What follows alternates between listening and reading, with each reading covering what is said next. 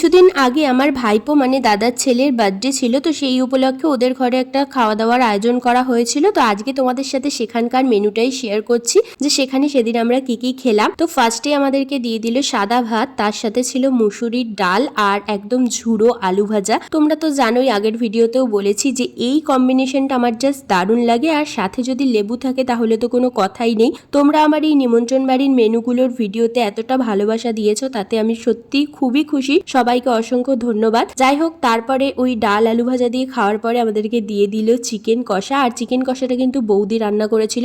সত্যি বলছি, চিকেন কষাটা দেখতে যেমন সুন্দর হয়েছিল, খেতেও ঠিক ততটাই সুন্দর হয়েছিল। মানে নুন ঝাল একদম সবকিছু পারফেক্ট ছিল। তো যাই হোক, তারপর দিয়ে দিল আমাদেরকে সামার স্পেশাল আমের চাটনি, আর চাটনি খেতে তো আমি ভীষণ ভালোবাসি। শেষ পাতে একটু চাটনি হলে জমে যায় খাওয়া দাওয়াটা। আর লাস্টে ছিল বার্থডে স্পেশাল পায়েস, আর একদম শেষে ছিল রসগোল্লা। তবে আমি রসগোল্লাটা খাইনি। তো আজকের মতো টাটা।